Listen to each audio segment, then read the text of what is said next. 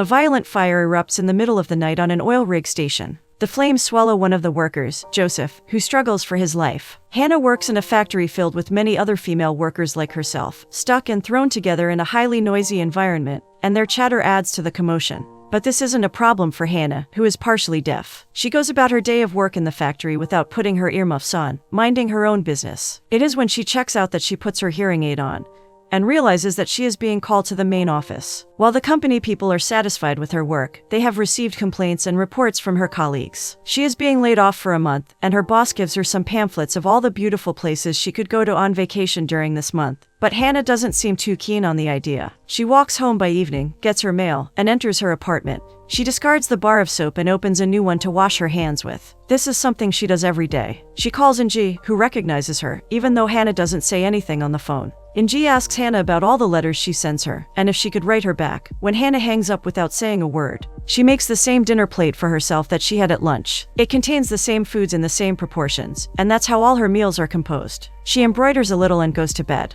The next day, she leaves her apartment with her packed bag. She embroiders on the bus instead of watching TV like the others. She gets off the bus at her destination, throws away the handkerchief she was embroidering, and enters her hotel room. She violently pulls all the sheets off her hotel bed and sits on it, out of breath. After sitting by the gray and grim ocean for a while, she eats dinner at a restaurant, where she sees a man having his lunch hour and talking on the phone to someone about an emergency. He is concerned about looking for a nurse for a few days to take care of someone. She has overheard the conversation, and goes over to the man to offer her services as a nurse. The man drives her to the patient while briefing her about the job. The man flies Hannah out in a helicopter to the oil rig in the middle of the ocean where Joseph was burned. The man, Victor, introduces Hannah to Sulitzer, who is Joseph's doctor, as Victor himself doesn't know the rig, because he spends most time at the refinery. He reminds Hannah that smoking isn't allowed there for safety reasons, after which Sulitzer tells Hannah that Joseph has burns all over his face and body, has a fractured arm and leg, and has suffered from some damage to his corneas as well, due to which he is temporarily blind. Hannah has to nurse him until he is well enough to be taken off the oil rig in 2 weeks. Hannah inquires Sulitzer about the constant noise of pumping that Victor had been complaining about, when Sulitzer reveals that the future of this company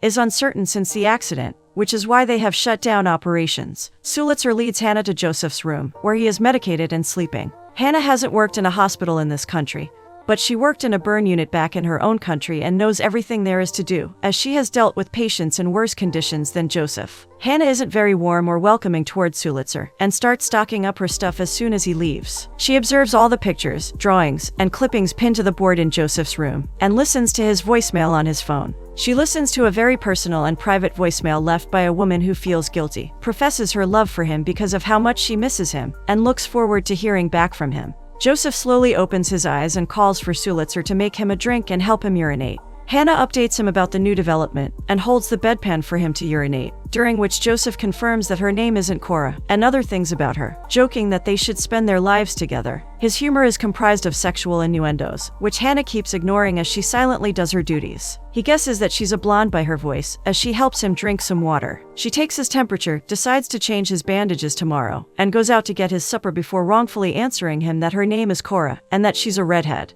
She goes to the kitchen, where the friendly cook Simon has some music on, and is cooking Italian food for dinner. He has already prepared Joseph's supper, and wants to know where Hannah is from, so he can cook her something from her country. Cooking something different every day and playing music from the same country he is cooking from is a mechanism for him to not drive himself crazy in this boring place. Simon wants to know if she will join him for supper later, or if she wants him to bring her dinner tray to her room. But Hannah doesn't really acknowledge his existence as she takes the tray back to Joseph's room. As she feeds him the gnocchi Simon cooked, Joseph compliments the food, expressing his confusion over why Simon is wasting his time at this rig when he is such a good cook. Joseph wants to eat ice cream, especially because it is his favorite, mascarpone ice cream. As she feeds him the ice cream, he asks her about her favorite food. Hannah replies that she likes chicken, to which Joseph rejoices, as he has finally managed to get some information out of her. She lists the 3 foods she likes, which are a part of every meal she has, besides which she doesn't like anything. Joseph can't believe that some chicken, white rice, and apples are all Hannah ever eats, and tries to list some foods that might intrigue her, but gets no response. He is still in disbelief about her lack of exposure as she gives him his medication. Hannah is bringing the tray back to the kitchen when she sits down and tries some gnocchi. She enjoys bite after bite in distress. Martin is playing basketball again as Hannah looks out to the sea. Dimitri, who is in charge, understands that she likes to be left alone, just like all the others who live on this isolated steel structure. He tells her about the goose on board called Lisa, which was brought here by the man who lost his life in the fire. Dimitri shows her to the laundry room and tells her about all the people who work there, and Martin, who is an oceanographer. He is there to measure the strength of the sea, as he notes the number of waves that hit the rig every day. He doesn't interact much with the others either. Joseph makes jokes about Hannah being a nun,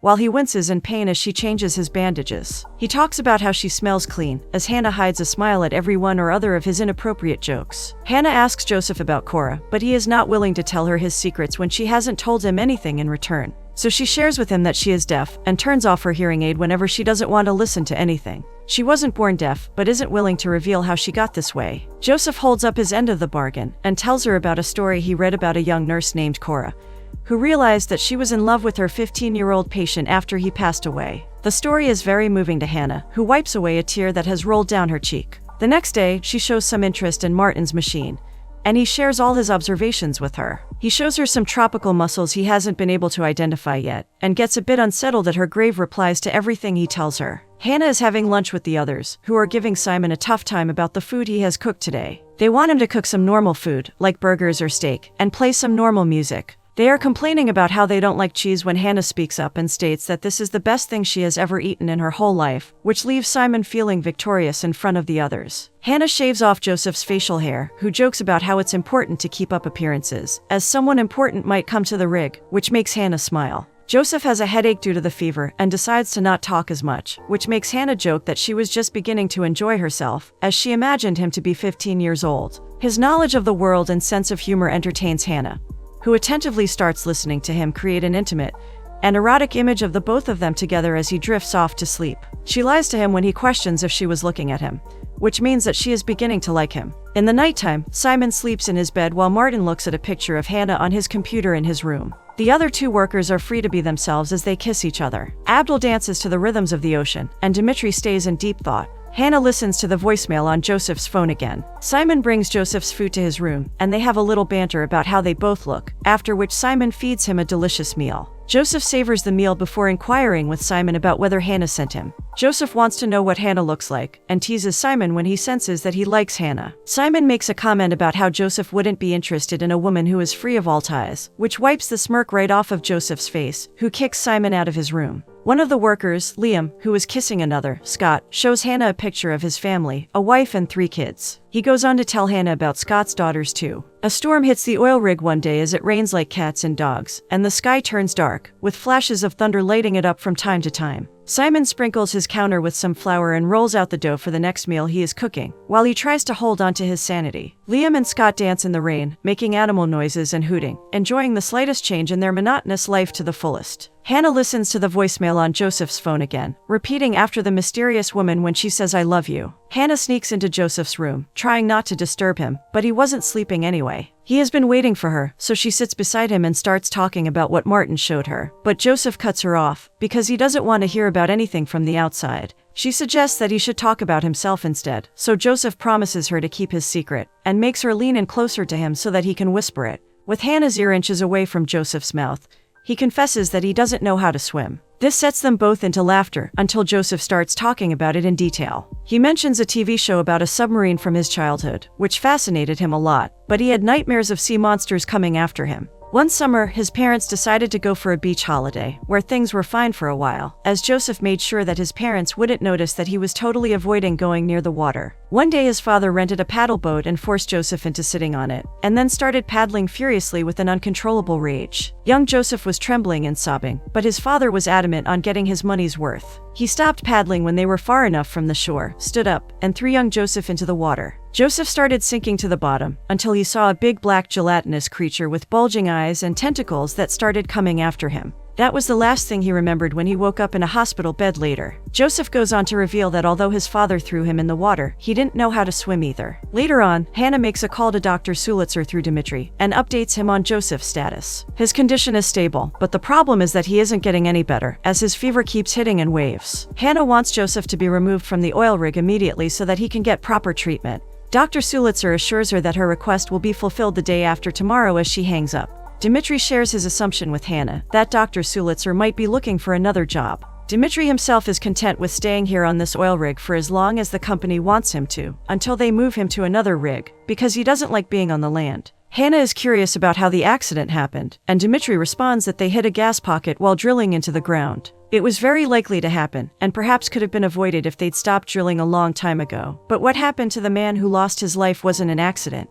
Joseph tried to save him and got burned in the process, but they all saw how the man jumped into the blaze. They haven't shared these details with the company yet, and want to let them believe that it was an accident, because they want to protect his family from the truth. Hannah is surprised at the fact that Joseph never mentioned the man he was trying to save, which made him end up in this situation. Simon and Hannah are swinging on the swing set on the oil rig when Simon almost says something, but then goes quiet. Hannah tries to get him to complete his sentence, but he keeps trying to change the subject. Eventually, Hannah gives him the taste of his own medicine and does the same thing, which makes him laugh. They keep goofing around like that. Hannah feeds Joseph some soup, while jokingly reminding him that he isn't 15 years old. She mutters the word Bodolo under her breath, and he accurately guesses that she is calling him an idiot. When she doesn't tell him what language this word is from, he calls her out for keeping up her mysterious woman act for way too long. He insists she shares something when she deflects and asks him if he likes Letters of a Portuguese Nun, the book she heard of in the voicemail on his phone. He didn't expect her to have an interest in books, but responds anyway that he doesn't remember the book so well, because it was quite short and he read it ages ago. He gave that book as a present to a woman, knowing he shouldn't have done because she was married, but he did it anyway. He knows now that one should not give such a book to a woman who spends too much time alone, and that one should not fall in love with their best friend's wife. Moreover, one shouldn't tell his best friend about all this. Hannah reaches her hand out to caress the unburned side of Joseph's face, but he turns his head away, because he doesn't want her to be compassionate towards him.